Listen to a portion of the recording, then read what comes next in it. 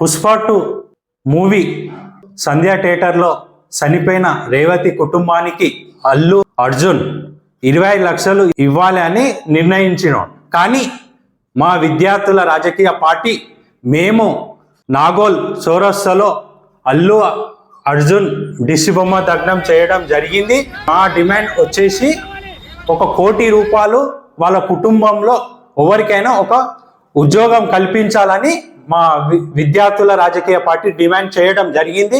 ఈరోజు దీని వెనుక ఎంతో మంది రాజకీయ నాయకులు, ఎన్నో పార్టీలు ఉన్నాయి కాబట్టి అల్లు అర్జున్ని అరెస్ట్ చేయడం జరిగింది. రేవంత్ రెడ్డి అస్సం ఉంది కాబట్టి లోపల ఆయన ఒప్పందం చేసుకొని ఈరోజు వాళ్ళకి న్యాయం జరగలేకపోతుంది. కాబట్టి మేము వాళ్ళకి న్యాయం జరిగేదాకా మా విద్యార్థి రాజకీయ పార్టీ పోరాడుతుంది.